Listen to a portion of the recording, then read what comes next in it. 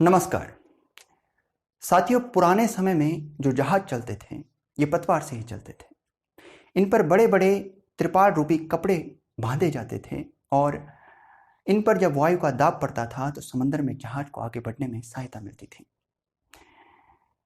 उस समय कुछ विशेष परिस्थितियों में ये समुद्री साहसी जहाजी यात्री अपने जहाज में लदे हुए घोड़ों को समंदर में फेंक देते थे, ये कहकर कि समुद्र देवता घोड़ों की बलि मांग रहे हैं।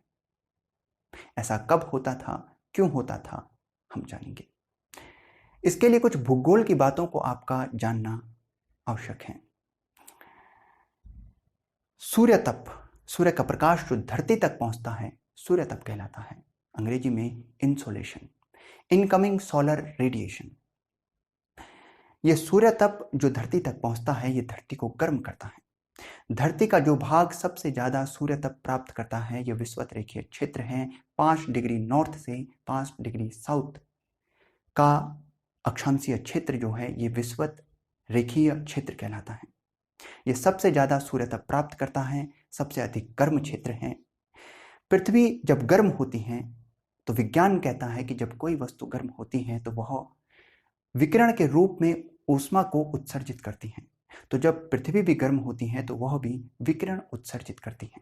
इन विकिरणों को पार्थिव विकिरण कहते हैं। विषुवत रेखीय क्षेत्र से ये पार्थिव विकिरण सबसे ज्यादा उत्सर्जित होते हैं, क्योंकि विषुवत रेखीय क्षेत्र सबसे ज्यादा सूर्य तप प्राप्त करता है और सबसे ज्यादा गर्म है।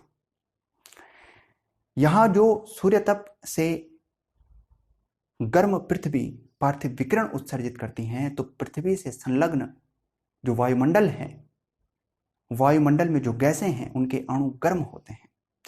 वे गैसों के अणु जब गर्म होते हैं तो वे ऊपर की ओर उठने लगते हैं।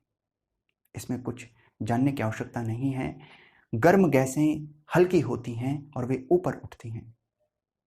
आप देख सकते हैं कि जलवाष्प, जब हम पानी को गर्म करते हैं तो जलवाष्प किस प्रकार ऊपर उठने लगती है। कोई लकड़ी के जलने पर वो धुआं हमेशा ऊपर की ओर उठता है। हम धूप अगरबत्ती जलाते हैं तो उससे निकलने वाला सुगंधित धुआं जो है वो हमेशा ऊपर की तरफ जाता है, क्योंकि गर्म है। आग की लपटें आप देखेंगे, दिए की लौ आप देखेंगे, हमेशा ऊपर की ओर उठ रही होती हैं। हमेशा ऊपर की ओर वह ऊपरी उन्मुख होती हैं, क्योंकि वह गर्म है और ऊपर की तरफ बढ़ रही हैं। तो गर्म गैसें हमेशा ऊपर उठती हैं।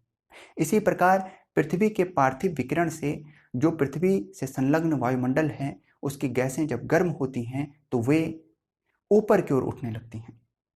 जब ये गैसें ऊपर उठती हैं तो ये अंतरिक्ष में नहीं चली जाती। ये गैसें ऊपर उठती हैं और क्षोभ सीमा तक पहुंचती हैं। क्षोभ सीमा पर ये पृथ्वी के धरातल के समानांतर हो जाती हैं, यानी अपना मार्ग बदल देती हैं। क्षोभ सीमा क्षोभ मंडल की अंतिम सीमा है। हम पृथ्वी के वायुमंडल को पढ़ते हैं तो उसकी विभिन्न परतों को पढ़ते हैं। पहली परत क्षोभ मंडल है, समताप मंडल, मध्य मंडल, आयन मंडल और बाह्य मंडल।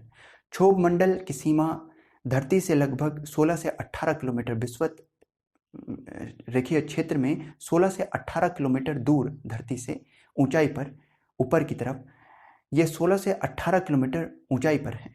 तो यहाँ पर ये जो गर्म होकर हवाएं ऊपर उठ रही हैं, ये यहाँ पर अपनी दिशा बदलती हैं और क्षोभ सीमा के साथ उसके समानांतर बहने लगती हैं, धरती के धरातल के समानांतर हो जाती हैं।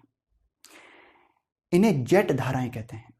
क्षोभ सीमा पर जो ये धाराएं बह रही हैं, इन्हें जेट धाराएं कहते हैं। ये जेट धाराएं कुछ आगे तक जाती हैं और उसके बाद ये धरती पर फिर नीचे गिरने लगती हैं, यानी ऊपर से ये नीचे गिरने लगती हैं। जहां ये गिरती हैं वो 30 से 35 डिग्री नॉर्थ और 30 से 35 डिग्री साउथ अक्षांशीय क्षेत्र है। इसे उपोष्ण उच्च वायुदाब क्षेत्र भी कहते हैं। उच्च वायुदाब क्षेत्र इसलिए कहते हैं क्योंकि यहाँ वायुदाब अधिक है। कैसे? क्योंकि यहाँ वायु जो विषुवत रेखीय क्षेत्र से गर्म होकर ऊपर उठ रही है, वे नीचे गिर रही हैं। जब ऊपर से वायु नीचे गिर रही हैं तो ये यहाँ अत्यधिक वायुदाब पैदा करती हैं। जब वे समुद्री यात्री अपने जहाज़ों के साथ इस क्षेत्र से गुजरते थे तो उनके जहाज और वे बेहद अधिक वायुदाब महसूस करते थे उनके जहाज अनियंत्रित हो जाते थे, उन्हें लगता था कि भार अधिक हो गया है, वे अपने घोड़ों को समंदर में फेंक देते थे। जबकि ऐसा नहीं था। यह इसलिए था क्योंकि विषुवत रेखीय क्षेत्र से, जिसे विषुवत रेखीय निम्न वायुदाब पेटी भी कहते हैं, से गर्म होकर वायु ऊपर उठ रही है और वे 30 से 35 डिग्री के उपोष्ण उच्च वायुदाब क्षेत्र में गिर रही हैं और इससे वहाँ उन्हें उनके जहाज अनियंत्रित महसूस होते थे। वे बेहद अधिक वायुदाब महसूस करते थे।